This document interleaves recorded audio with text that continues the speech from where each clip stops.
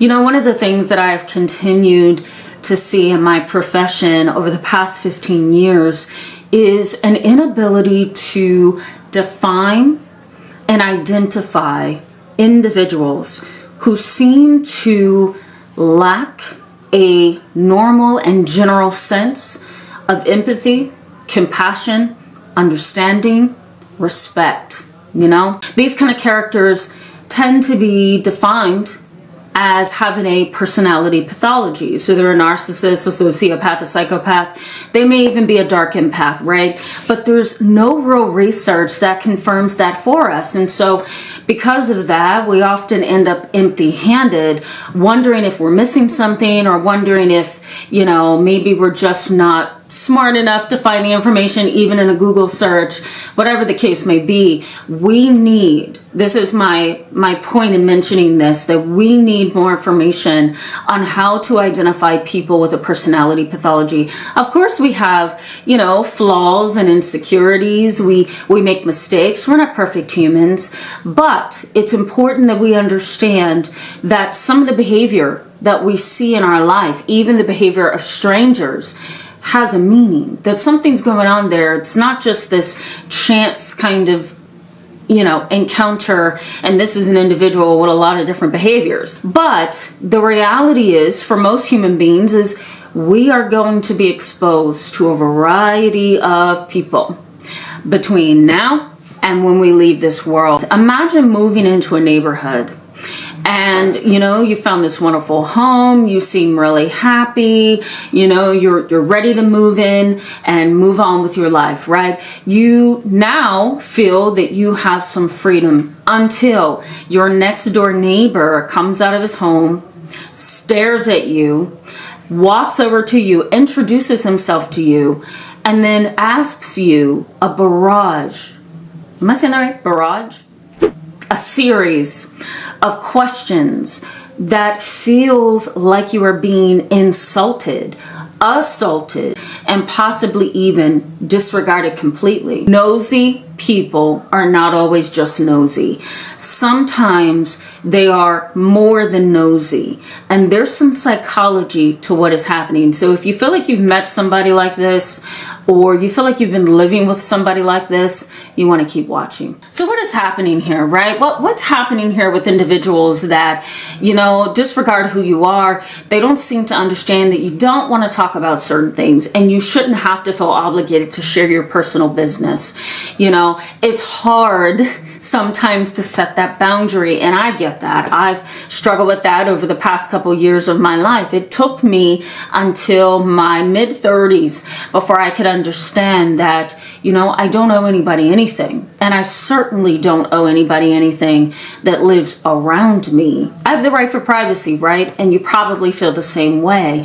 If you go into the dynamics around the individual who is prying for information out of your life, you're most likely going to find the truth. And you're going to find not only a breach of security and confidentiality on their end, but you're probably also going to find some toxic family dynamics that has really created this individual who feels they have a right to you, your life, and your information. I'm a firm believer of privacy, respect, really holding somebody's information in confidence, right? I'm not supposed to share it. There's some boundary here that's preventing me from sharing. Now, let me tell you what psychology says about this. There's a difference between being an observer and being nosy. Being an observer means that you are paying attention to details. You are still in control of a certain level of empathy that you have towards other people, right? You can put yourself in another person's shoes. Let's say, for example, your coworker at work, in confidence, shares some information about her family dynamic, and she believes that you are observant, you're engaging, you are mature, and you can hold that information, right? Let's say, for example, you start talking to one of your coworkers who you believe would keep the situation hush-hush, but how can you really prove that, right? So let's say your coworker somehow spreads that information within so many hours time, and it gets back to the person, your coworker, who shared that information with you, right? Were you showing empathy? Were you being caring? Were you being careful? Probably not, right? Empathy says that I can take my own feelings, thoughts, behaviors, experiences, and I can look at that and say, what if that other person felt that same way?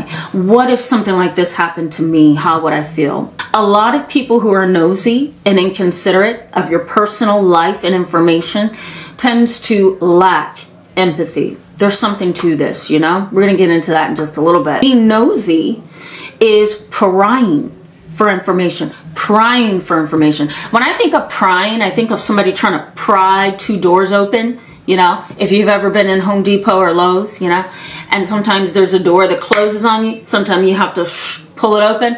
Well, that's kind of how it is when a nosy person enters your life. They pry. They want to know what's going on. They knock on the door. They pull on the window. They really try to get in, right?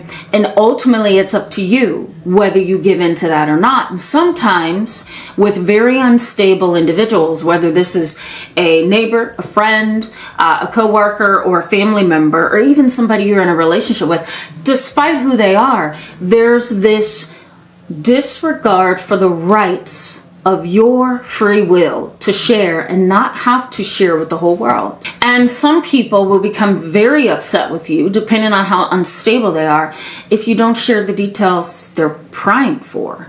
And that's sad. Prying for information basically says this, that I have the right to know and I have the right to share, right? I've seen an individual like this. I once had a client, I'm going to give you an example. I once had a client who came into my office and he needed therapy for his marriage with his wife. But despite his personal need for therapy and his marital therapy, I should say, in his need for marital therapy, despite that, he would come in and gossip about his neighbors. You know, I saw that one redoing their driveway. I saw that one, you know, having Home Depot put some lumber on the lawn. You know, I saw that one over there. They're renting their home. And every session became about his neighbors, and he was almost obsessed, you know. And so he tells me this example where he goes next door and he appears to be welcoming somebody to the neighborhood. And his way of doing it was just horrific. And I very much told him what I thought. I think it was disrespectful. I think it was inconsiderate. And I also think you owe them an apology. And maybe if you don't want to verbalize that apology, then you need to wave and smile and regain their respect again, because you have completely lost it. This client, no longer a client, but went next door, knocked on the door, introduced himself, but then began asking questions about where this person worked, you know, where this person has come from, that the current neighborhood is better than their old neighborhood, that they don't have to worry about safety because it's not an urban environment. You know, they can leave their doors unlocked and don't have to use security cameras. And he told me he pointed at the security cameras. He was very much out of line. Is this a pattern of behaviors? And it was a pattern of behaviors, you know? And so nosy people sometimes have a persistent, chronic pattern of breaching confidentiality and privacy. That being said, what's happening here? When somebody pries into your personal information, they are breaching confidentiality, which is your right to privacy, your right to keep information that is shared between you and the other person a secret.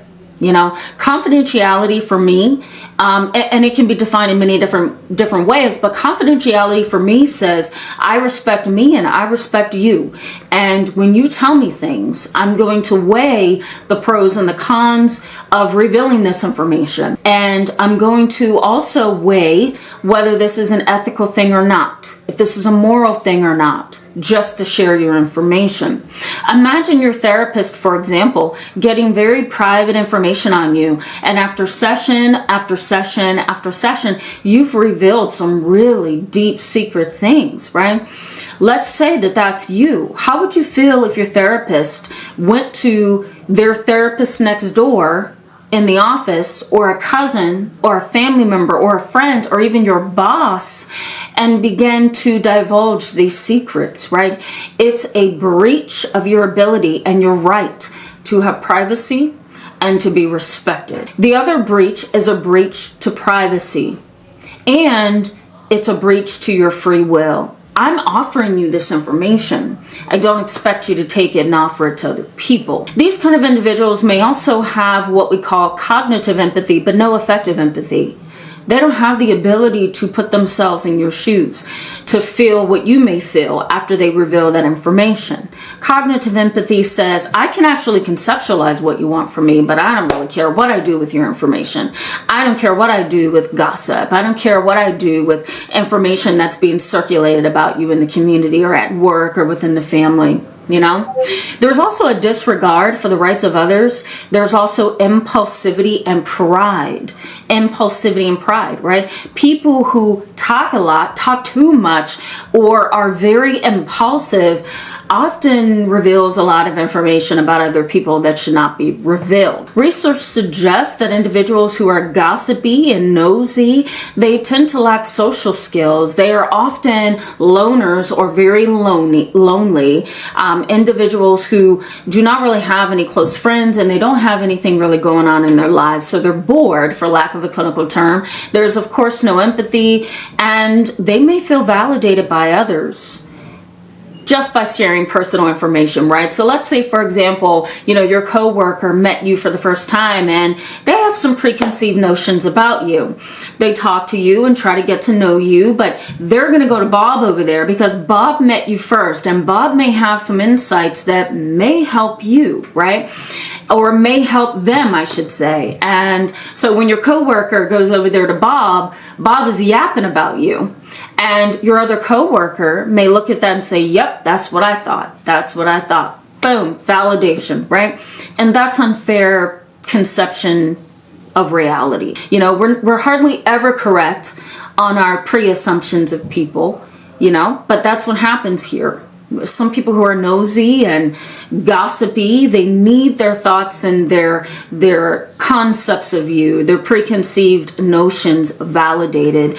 These individuals often misread social cues as well. So, whatever behavior you may display, whatever you may say, they may take a snippet of that and then run to other people in the community or on the job or within your family and make statements and put forth beliefs that are just not representative of the truth of who you are. So how does this impact you? Well, it impacts you in a lot of different ways. Let's start with something that a lot of people go through with gossipers and nosy people, that you really don't have the opportunity to develop and have healthy and firm relationships. Why? Because the nosy, gossipy person will take information and run to the next person in your environment or in your family or in your neighborhood, and they will spread preconceived notions about you. And so that may turn off or shut down the mental, emotional, and psychological processing of other people in your environment. And it's possible that these individuals come to the conclusion that you're not really interesting to know anyway because of what Bob said earlier. You know what I mean? There's no freedom and ability for you to introduce yourself and have a clean slate with these people who are around you, maybe in your family, at work, in your neighborhood. Why? Because gossip has already given everyone a preconceived notion of you. Make sense, guys? There's a loss of ability to consent to what other people know about you, right? You take my information and you run that way. It doesn't give me any freedom to withhold information, because now here you are running with it. You're telling Aunt BB about everything that's happened in my marriage, right? There's also isolation and marginalization. It isolates you. Oh, you're going to take my business and run it to Uncle Bo down there? Why would you do that? And the other family member may say, I just needed some advice on how to help you. No, that's not how that goes. I've given you personal information. keep it that way, right? But there are some people in the family context who will feel like, well, I needed to get some insight to help you, so I'm going to go over there to Aunt BB and she'll give me information. But first, I have to share what you have shared with me, with her. And that has a way of isolating and marginalizing you, blocks you into a corner, so to speak. There's also a loss of trust, right? I think that's pretty clear, right? There's a loss of personal safety. And I'm talking about emotional and psychological safety. How do you feel emotionally and psychologically safe when someone is just running with lies, right? Running with preconceived notions, running with incorrect perceptions of reality. There's also relational aggression in these particular situations, whether it's indirect or direct. Indirect relational aggression may be, I'm going to go over here and talk to Bob, and then when I'm done with Bob, I'm going to share with Kevin over there everything that Bob has shared with me about you. And so I'm going to keep this ring going in a way that causes everybody in your environment to see you the way I want them to see you. And so therefore you are up against a bully, a manipulator, social ostracism, family ostracism, right? It's really difficult to deal with, and it can really wreak havoc on your mind. Join me Friday and Saturday live as I add this to an even bigger discussion on these kind of dynamics. I hope to see you then. Bye-bye.